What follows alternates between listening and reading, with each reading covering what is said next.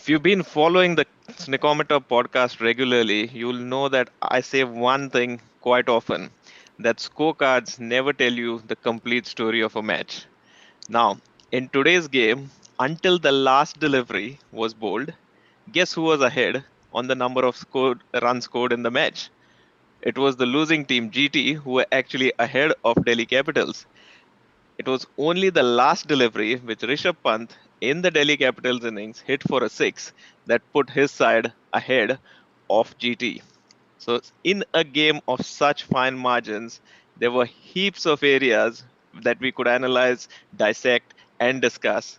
Sarvesh, this IPL just keeps rolling on and producing all these thrillers for us time and again. Yeah. Your thoughts on this one that we saw today? So I felt this game was very similar to what we saw in KKR versus RCB game. Similar to very similar to that game.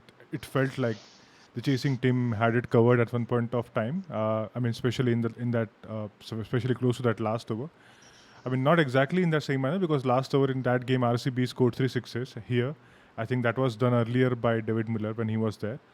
But I think both teams had the chasing teams were they had their movements. They were in the game, but then somehow they threw it away, and then in the end they just fell short by a couple of runs. Today it was just about 4 runs. So I think very similar games, and once again 220 plus runs on the board. I think it's never easy to chase this kind of a target. So scoreboard pressure is always there. So I think it was one of those games where chasing teams did almost all the things. They did everything correct, but I think just that one thing that they, one or two things that they missed out on, and that made the difference in the end. We've got the summary in front of us. Delhi Capitals batting first at home, scoring 224 for 4. And that innings in itself is a story because we'll talk about it shortly as to how that all panned out. But Rishabh Pant, if there were any doubts about whether he's back at his best, whether he's recovered fully from his injury, well, the answer is right there on that scorecard. 88 not out of 43 deliveries, scoring at over 200. Um, and supported by Axar Patel, who's probably played his best innings of IPL 2024 today. Up until now, a lot of question marks around his batting form as well, 66 of 43. Um, Sandeep Warrior on the other side, we've seen him for a couple of games now. 3 overs, 3 for 15, phenomenal figures there. But again, a few question marks as to how he was used. And GT falling short by one scoring shot. That's right, one scoring shot, 220 for 8 is what they finished with. Sai Sudarshan in the runs, David Miller in the runs, Vridhiman Saha in the runs, and that cameo from Rashid Khan in the end, bringing them agonizingly close, but just not having that finishing kick to kind of get over the line. Let's have a quick look at DC's batting card there. Um, they got a fast start today from both Prithvi Shaw and Fraser McGurk. I mean, both those guys, we know what you're going to get with them. They'll go out there, they'll see the ball, they'll hit the ball. And that is exactly what they got from both of them today. But they just didn't get it for long enough. And suddenly, they found themselves 3 down. Um, then we had this big long partnership. In fact, when I was watching the game today, I thought we were watching an ODI match from the 90s because this is what used to happen is teams used to go hard in that first 15 overs. They used to lose a few wickets, the middle order would consolidate, and then the finishing kick would come at the end.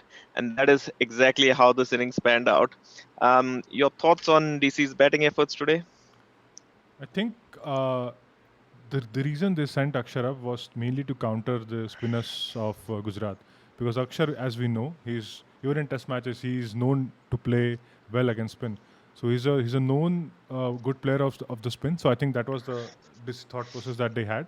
So I think that their thinking was that he should go ahead. He should bat well against the spinners, hold one end tight, and then allow others to come in and score some runs. So I think that was the thought process. And I think he has done a good job there, 66. And from a T20's perspective, this still looks like a slowish knock. If when you play 43 deliveries, you need to score at least 75 runs in today's standards. But I think what he has done today against Rashid and managing those spinners, it was not easy. And I think he has done his job. and I mean that allowed somebody like a Rishabh Pant or Tristan Stubbs to come in later in the innings, and then they could accelerate. So I think Akshar Patel did his job, and I think whoever decided to send him up, I think deserves some credit there. When they had lost those 3 wickets, one of the things that I was quite surprised by, or not surprised by, but a little concerned with also, was the fact that Rishabh Pant and Axar Patel looked like they were in no hurry at all. They Yeah, took their time, consolidated for a while, and just goes to show that even though it's only 20 overs, it is a long time that you can actually make a comeback with both bat and ball. yeah, So they took their time, built a partnership, and as soon as they got their eye in and got a measure of the pitch, the bowling, bang, they started going after it. And yeah, it came off beautifully for them today. Rishabh Pant really. It was an innings of two halves. Like it looks 88 not out of 43 balls at a strike rate of 204. But remember, 30 of those 88 came off the last 6 balls of his innings, yeah, which just goes to show that he made up phenomenally in that second half. Not even the second half, probably the last 10% of his innings was where he made up all those. All his strike rate. Tristan Stubbs, I thought that cameo of his 26 of 7 balls at the end also very, very crucial. He's played 7 balls, he's hit 5 of them to the boundary, three fours, two sixes, and just giving that finishing kick, the kind of finishing kick that Romario Shepherd gave Mumbai, or the kind of finishing kick that Mahendra Singh Dhoni keeps giving Chennai, is what Tristan Stubbs did for them. yeah. Um, One last thing, kind of with this. We've got this debate that we keep talking about wicket keepers for the World Cup, wicket keepers for the World Cup, wicket keepers for the World Cup. Rishabh Pant has been batting at number 4, number 5, kind of for Delhi Capitals. Um, Team India, though, is a completely different story. He's probably going to have to bat lower than that. Um, he's the kind of player who, once he takes a little bit of time to get set, he can be absolutely lethal in the end. Do you see him fitting in that position for Team India? Yeah, if there were any doubts, I think today we have got the answer. Yeah, I mean, he's somebody who is fitting in that role. I mean, even if he's batting in number three, number four, I think he's somebody who you expect to adjust to the situations well. He's known to do that. I mean, he's a proven test match player. He's a match winner in test matches. I'm saying just because test matches because that's how his impact has been. I mean, he has done well in the other formats as well. But I think when you're successful in test matches, that tells you that you have the ability to adapt, and I think he can do that. So, like you mentioned, I think it is now safe to assume that he's somebody who has printed his boarding pass is basically printed. And today, I think that final stamp was just done. I think he's going for sure. I mean, we spoke about this before, that I said that I think he's ahead in that race, ahead of Sanju or KL Rahul. But I think today, I think we saw what he could do. So I think his spot it looks like it's sealed in now. There, you heard it for the first time today. Sarvesh has just stamped Rishabh Pant's visa to go to US and the West Indies for that T20 World Cup. 224 for 4 is what they ended up with. Let's have a quick look at what GT did with the ball. Now, one of the biggest talking points of this innings is going to be that last over where Mohit Sharma got taken for 31 in his last 6 deliveries. Now, he's ended up with figures of 4 for 73. Yes, get your breath back, open your eyes wide open and your ears. Mohit Sharma going for 73 wicketless of his 4 overs, economy rate of 18.25. I don't think I have seen Mohit Sharma go for as many ever in his entire long career. Um, but um, coming to 1 over before that, we saw Sai Kishore bowling the 19th over of that innings. Now, Sai Kishore hadn't bowled for the first 18 overs of Delhi's innings. Shubman Gill brings him on the 19th over. Sai Kishore, poor fellow spinner, gets taken for 22 in that over. Um, and you had an over from Sandeep Warrior there, who's just bowled 3 overs, 15 runs, 3 wickets, and Shubman chose not to go with him. Can you make any sense out of that? I think Sandeep Warrior we have seen that he has struggled a bit in the past few games. He has I think in the last game, I think he bowled only one over. He went for more than 20. So I think that must have been playing in Rishabh's mind. That must have been playing in their mind. Shubman's mind. Shubman's mind. Yeah, Yeah. that I mean, they have specific roles for these guys. And I think Sandeep's role is probably to bowl in that power play and take some wickets. And I think he did a good job there. He picked up the critical wickets. But I think when it comes to that death overs phase, I think they have pretty much decided that they are not going to use him there. I mean, even Azmatullah Omarzai is somebody who normally bowls expensive overs at the back end. So I think apart from Mohit, there are not a lot of death over bowlers there. And I think in a situation like this, when opponents are set, if you keep your spinners for the back end, then it could cost you a game like this. I mean, today Sai Kishore's over and even Noor Ahmed's over, I think those two overs were very expensive. And I think that set the tempo for that last over, which led to another 31 runs. So I think these are the risks that you are taking when you are bowling your spinners at the back end, and when you are at the end Rishabh Pant was batting, and he's a known good player of the spin. So that is what can happen in such situations. So I think they took a risk there. They had a specific bowlers bowling in those areas, but I think they had to somehow stretch their spinners for the back end, and it didn't work out. I think they must have learned their lessons today. I think they will do something about it. They will need another death overs bowler to support Mohit Sharma, because he cannot do everything on his own. We in the last game we saw Jasprit Bumrah going for runs.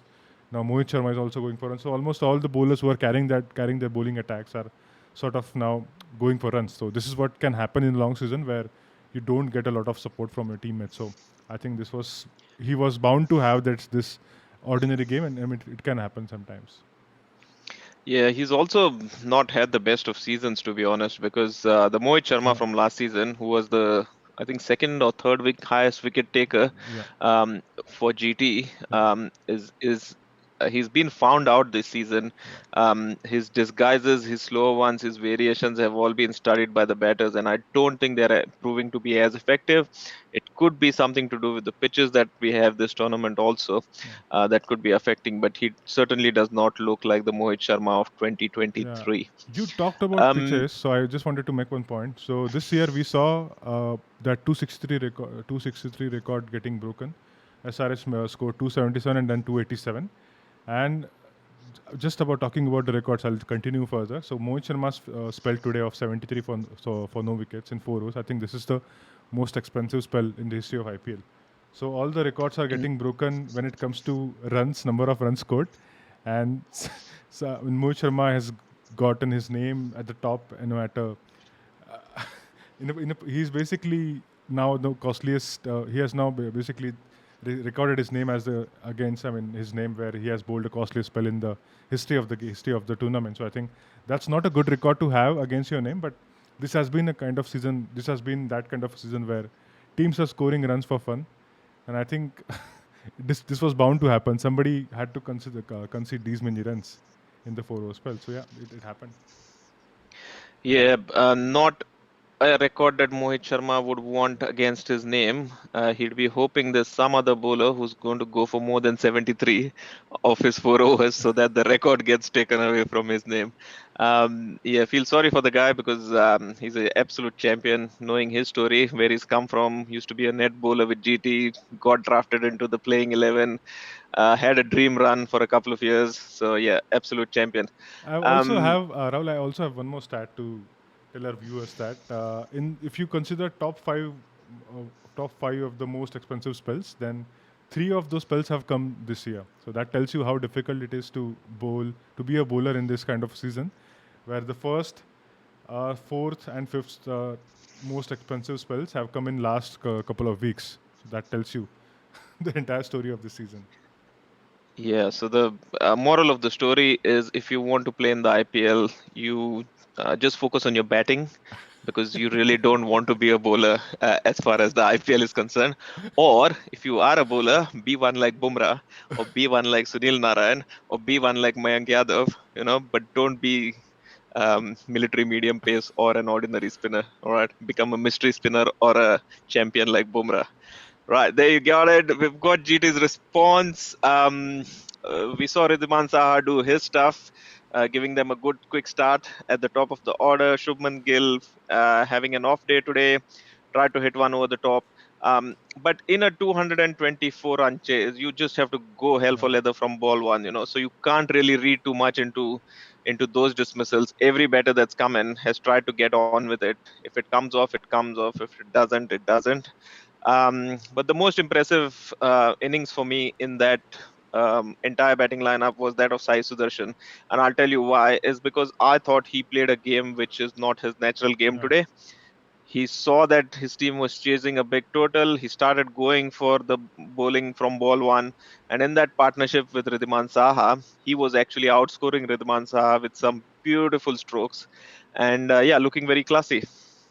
Yeah, I mean, like you said, this is not his natural game. He tends to take some time. Normally, you'll see Sai Sudarshan batting on 30 from 20 balls or 30 from 22 balls. But today, he got to a flyer.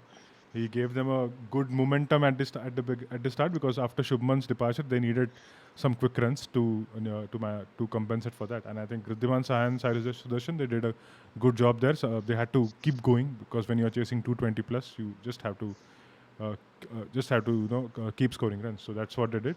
Azmatullah Moza didn't work out for him, but David Miller was the guy they were holding for the back end, and I think till that, I mean, they required 70, I think 72 runs from last 4 overs, and Yep, David Miller got them to a situation where it looked like a normal IPL game, where they needed only about 49 runs from 18 deliveries.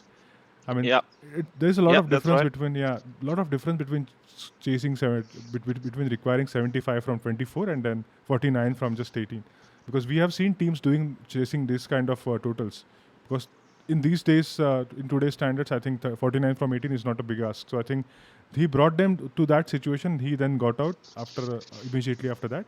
But I think he set the platform for the rest of the batters. For I mean, that what that does is that also gives that belief to your tailenders, because I'm saying tailenders. Sai Kishore is not exactly a tailender, but even that gave belief to Sai, and he came in and he even scored those two sixes. So that was the impact that David Miller's inning left on this team. I think if you look at Sai Kishore, since you brought up the name, he bowled the 19th over of the game and he went for 22. He was batting in the 19th over of the game and he got 13 of 6 balls. Yeah, So effectively, if you take those 13 off his 22, Sai yeah, Kishore has bowled 1 over for 8 runs in this in this innings. That's a way to look at it. yeah, Playing absolutely out of his skins. I thought his role in that partnership with Rashid Khan would be to turn over the strike and give it to Rashid, but just to see him come out and hit those two sixes was absolutely brilliant. Um, when Rashid Khan is at the crease, you shouldn't write off any game because the guy's a magician. He can do it with the ball, he can do it in the field, he can do it with the bat, and yeah, he just got them within one shot. And yeah, in that last over also, there was a full toss that he yeah. missed, and you don't see Rashid Khan missing No. deliveries like that normally. So yeah, you can just put it down to luck today and probably destiny that they were Yeah, not meant to get over the line. yeah, One other thing that I just noticed, and we'll come back to that. We're looking at the progression of the innings for both the teams. You can see that obviously GT chasing a total, getting off to a flyer because you need to do that in the power play, so outscoring DC. But then 67 for one in a power play, fantastic power play, chasing 224. Both teams slowing down in that 7 to 10 run, 7 to 10 over phase. 11 to 15, neck and neck again, but GT losing the more wickets. And then that's that final push that Delhi Capitals got thanks to Rishabh Pant in that last over, scoring 97 of their 5 overs, compared to GT's 73, falling short by 4 runs. Anything of note that you see in that comparison? I think that 97 from 5 overs is not a normal not a normal thing, That even for today's standards. that would be just one wicket, Yeah, yeah, absolutely. because it just says that you've taken so much risk in that 5 over phase, and to Yeah, lose only one wicket is just yeah, correct. unheard of.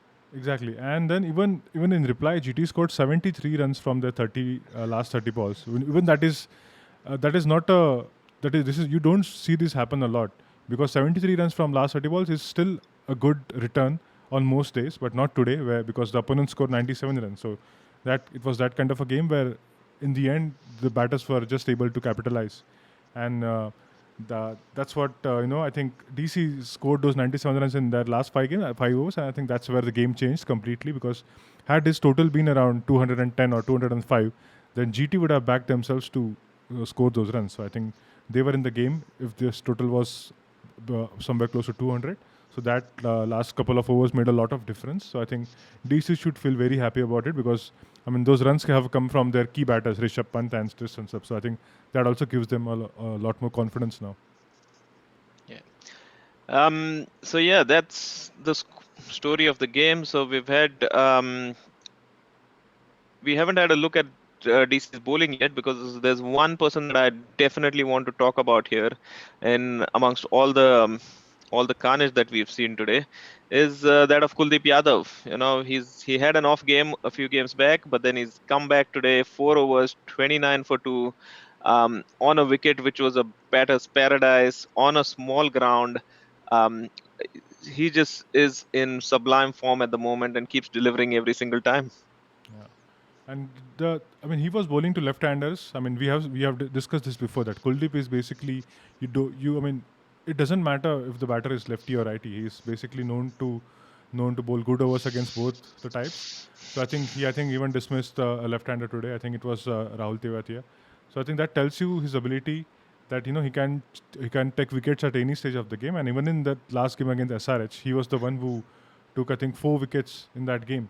And today I was looking at his numbers, and I realized that even after that last game against SRH, Kuldeep Yadav right now is conceding just about point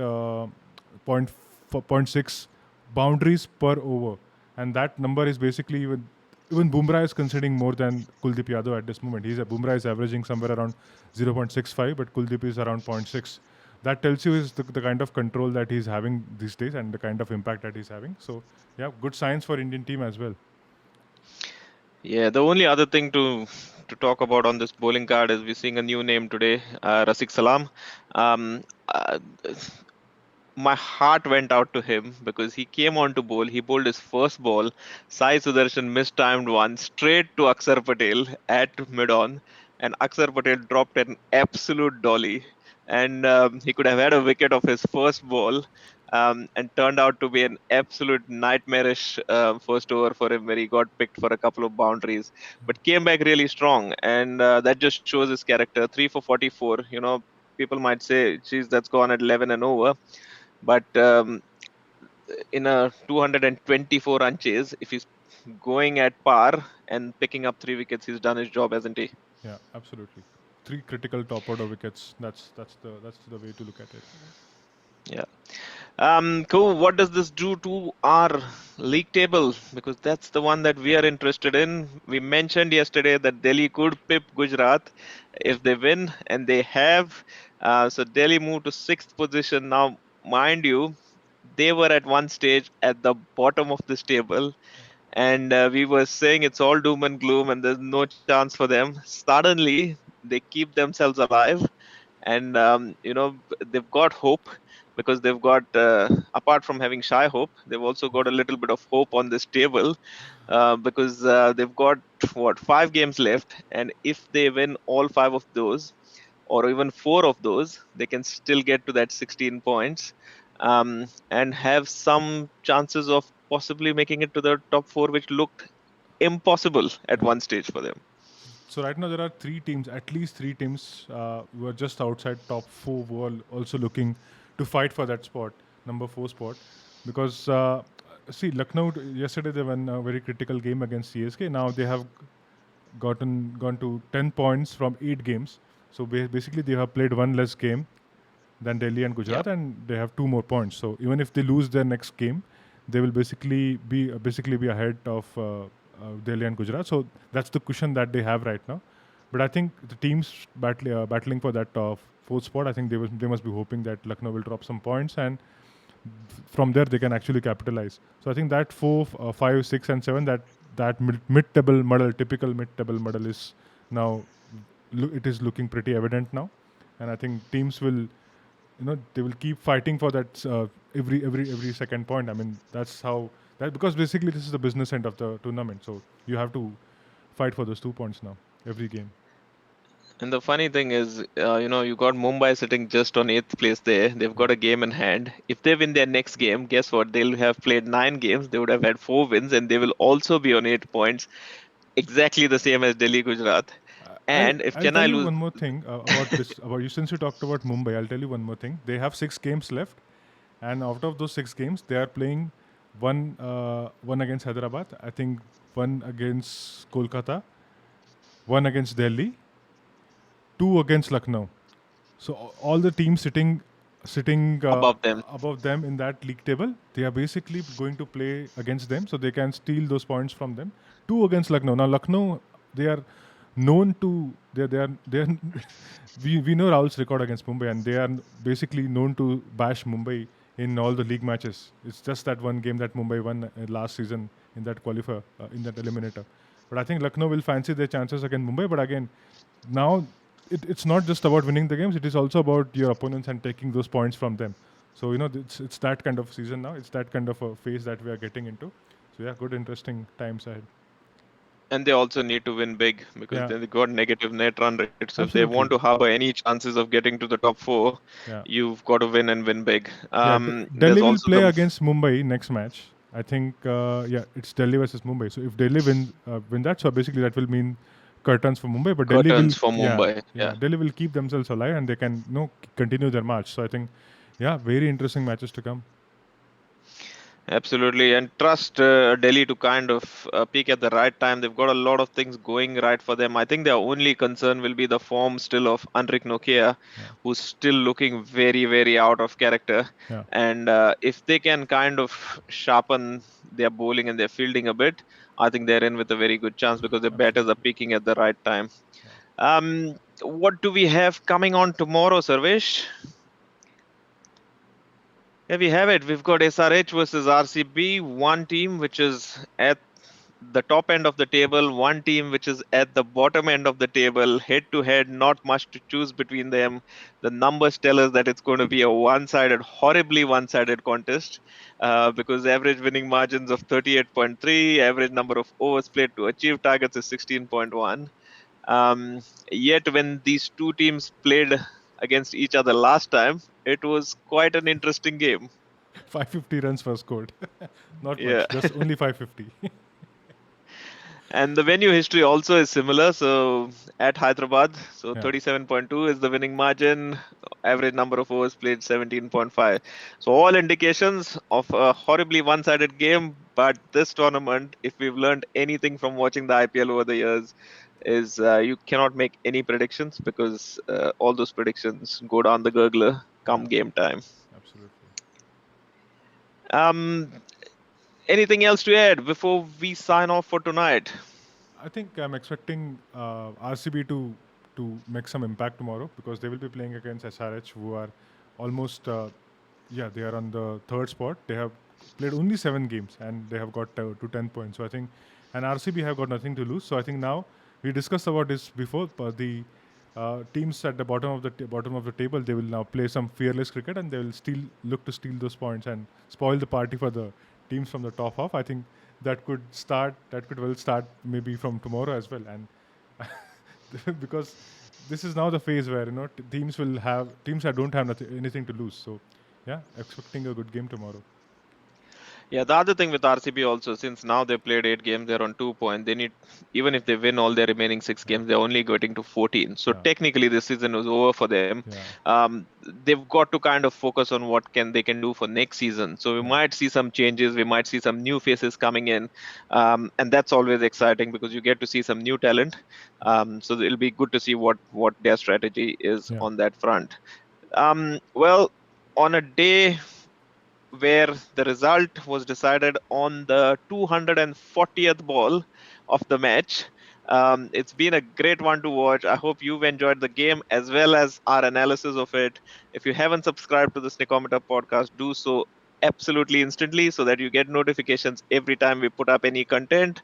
Keep giving us feedback, keep liking, keep sharing, and yeah, just keep showing us your love. Until then, this is Rahul and Sarvesh signing off from the Sneakometer podcast. We'll be back with you tomorrow with all the analysis of that game between Sunrisers Hyderabad and RCB. Until then, thank you and good night.